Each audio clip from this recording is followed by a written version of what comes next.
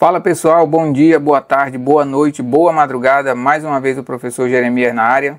E dessa vez nós vamos estudar produtos notáveis. Nesta aula agora nós vamos ver 9 casos de produtos notáveis, porque na próxima aula nós vamos retomar o assunto de simplificação de frações, só que dessa vez vai ser simplificação de frações algébricas. E não tem como a gente simplificar uma fração algébrica se não souber os casos de fatoração. Aliás, na aula passada nós vimos simplificação de frações numéricas, né? Eu passei alguns exemplos lá e resolvemos 3 exercícios principais, mas eu vou retomar também a aula de simplificação de frações numéricas. E antes de retomar a aula de simplificação de frações numéricas, eu vou passar um assunto muito importante, que é divisibilidade. Divisibilidade por 2, por 3, por 4, por 5 e assim por diante. Ou seja, divisibilidade de números naturais é um assunto muito importante para a simplificação de frações algébricas. Inclusive teve até um inscrito que pediu aí, e eu vou atender o pedido, porque quem manda nesse canal aqui é você. Você pede que eu faço. Por isso que eu resolvi abordar o assunto de produtos notáveis, porque quando nós formos para a próxima aula fazer a simplificação de fração, é necessário que saiba produtos notáveis. Tudo bem? Diga uma coisa para mim com toda sinceridade. Você pensa ou não em fazer a faculdade dos seus sonhos? É claro! Você pensa ou não em passar no concurso dos seus sonhos? Aham. Você está certíssimo. Tem que sonhar mesmo, porque só realiza quem primeiro sonha. E sabe de uma coisa? A matemática vai te ajudar muito a conseguir tudo isso. Só para você ter uma ideia, 20% da nota do Enem é matemática pura. Fora a parte de física, química e até um pouco de biologia também na parte de genética que tem matemática. É verdade. Quer dizer, às vezes não. E eu tô aqui para fazer ficar fácil você aprender. Por quê? Porque fazer o que gosta é liberdade. E gostar do que faz é felicidade. E para nossa vida mudar, bora estudar! Muito bem, pessoal. E antes da gente ir para a parte propriamente dita de produtos notáveis, temos que dar uma paradinha aqui para relembrar uma coisa. O que é monômio, binômio, trinômio e polinômio? Você se lembra? Não tô lembrado não, nunca nem vi. Que dia foi isso? Se você não se lembra, vai relembrar agora. E se você nunca aprendeu, aprenda agora. Vamos lá. Ó. O que é um monômio? Um monômio é parte de um polinômio. Ele é um termo de um polinômio ou ele é um termo de uma expressão algébrica. O que um monômio tem? Isso daqui, ó. Ele pode ter um sinal, um número e uma letra. Então, um monômio completinho é assim, ó, sinal, número e letra. Ok? Eu peguei esse monômio aqui, ó, 3A, coloquei ele aqui. Então, esse monômio aqui, ó, que é o monômio padrão, ele tem o sinal, ele tem um número e ele tem uma letra, que é a parte literal, né? O número é chamado de coeficiente e a letra é chamada de parte literal.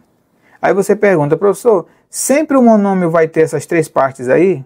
Não, não. Um monômio, ele pode ter somente o sinal e a letra, ou ele pode ter somente o sinal e o número. Então, um monômio ele pode ser formado pelo sinal, o número e a letra, ou pelo sinal e o número, ou pelo sinal e a letra. Vai ser um monômio do mesmo jeito. Tudo bem? Exatamente. É importante reconhecer esses elementos do monômio aí. Vamos lá para o binômio. O binômio nada mais é do que 2 monômios juntos. Então, tinha um monômio 3A aqui em cima, eu repeti ele aqui embaixo e somei com mais o monômio 2B. Virou um binômio. 2 monômios, um binômio. E olha só uma perguntinha aqui, ó. O sinal do 3A, o sinal aqui ó, do monômio 3A, ele é o mais. Por quê? Porque quando não aparece sinal nenhum no monômio, é porque é o sinal de mais. Aqui, ó, no trinômio, não tem sinal nenhum aqui na frente, então é porque é o mais. O menos é obrigatório aparecer. Inclusive, já falando do trinômio aqui, ó, o monômio 3A mais o monômio 2B mais o monômio menos x, ou menos 1x. Porque quando não aparece número nenhum acompanhando a letra, é porque é o número 1. É o número 1 que está acompanhando. Então aqui é 3A mais 2B menos 1x, ou menos x. Porque quando não tem número nenhum, é porque é 1. Vamos para o polinômio aqui, ó. Então esse polinômio aqui é formado pelo monômio 3A, pelo monômio 2B, pelo monômio menos x e mais esse monômio aqui, mais y dividido por 2. Aí eu pergunto, quem é o coeficiente desse monômio aqui?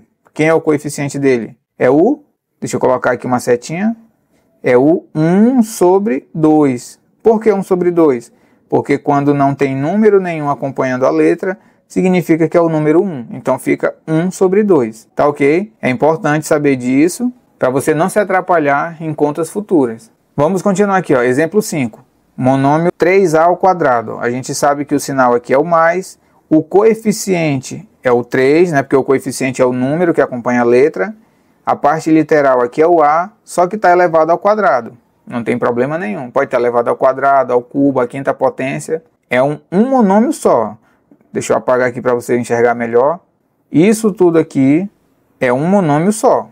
Aqui, ó, binômio é o 3a ao quadrado, é o mais 3a ao quadrado, a gente nunca pode esquecer do sinal, é o mais 3a ao quadrado, mais 2b ao cubo. Então aqui é um monômio, aqui é outro monômio. Trinômio, mais 3a ao quadrado, mais 2b ao cubo, menos x ao quadrado, ou menos 1x ao quadrado. Não é isso? É desse jeito e é porque é. E para finalizar os nossos exemplos, temos aqui o polinômio formado pelos monômios 3a ao quadrado, 2b ao cubo, menos x ao quadrado e x ao cubo dividido por 2. O coeficiente desse monômio aqui, ó, não esqueça que o coeficiente desse monômio aqui é 1 sobre 2. É como se fosse 1 sobre 2 vezes y ao cubo, ok? Então é isso, pessoal, para finalizar a revisão aí, o que um monômio sempre vai ter? Um sinal. Sempre vai ter um sinal. Esse sinal pode vir junto com o número, que é o coeficiente do monômio, ou esse sinal vai vir junto com a letra, que é a parte literal do monômio, ou vai vir com os dois juntos, vai vir o sinal, o número e a letra. Tudo bem? Obrigatório mesmo é o sinal. Aí vem o sinal com o número, ou o sinal com a letra, ou os três juntos, que seria o monômio completo. E aí quando se juntam dois monômios, formam binômio. Quando se juntam três monômios, formam trinômio. Quando se juntam 4 ou mais monômios, formam polinômio. Legal? Entendeu então o que é um monômio, um binômio, um trinômio e um polinômio?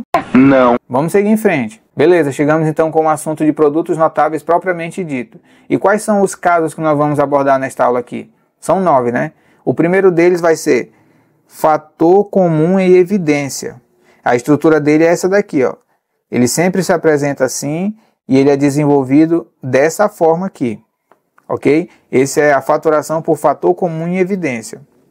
O segundo caso vai ser fatoração por agrupamento. A forma que ele se apresenta é sempre dessa forma aqui, com 4 elementos, né? E aí ele tem essa etapa aqui e no final ele termina dessa forma aqui. É uma estrutura padrão. Ok. O terceiro caso de fatoração que nós vamos ver é o trinômio do quadrado perfeito no caso da adição, porque tem um trinômio do quadrado perfeito no caso da subtração, né? Então, trinômio do quadrado perfeito no caso da adição, ele sempre se apresenta dessa forma e o resultado dele é sempre uma expressão desse tipo. O quarto caso de fatoração que nós vamos ver é o trinômio do quadrado perfeito, por caso da subtração aqui, ó. Ele se apresenta dessa forma aqui e o resultado sempre é uma expressão desse tipo. O quinto caso de fatoração é a diferença de dois quadrados. Esse caso de fatoração aqui ele é muito recorrente em todo tipo de prova, de concurso, de vestibular, tem que saber muito bem essa diferença de dois quadrados. Ele se apresenta dessa forma aqui, ó, e o resultado dele sempre é uma expressão desse tipo aqui. Nós vamos ver detalhadamente como é que se apresenta, nós vamos resolver exemplo já já. Eu estou só apresentando cada um deles, ó. O sexto caso que nós vamos ver é o cubo perfeito, a soma do cubo perfeito, que aí se apresenta dessa forma aqui, e o resultado sempre é uma expressão desse tipo aqui. O sétimo caso é o cubo perfeito, no caso a subtração do cubo, né, do cubo perfeito, ele se apresenta dessa forma aqui, e o resultado é sempre uma expressão desse tipo aqui. O oitavo caso é a soma de dois cubos, se apresenta dessa forma aqui, e o resultado é sempre uma expressão desse tipo. E o nono caso é a diferença de dois cubos, se apresenta dessa forma e resulta sempre numa expressão desse tipo aqui. Nós vamos ver detalhadamente cada um. Bora lá? É claro!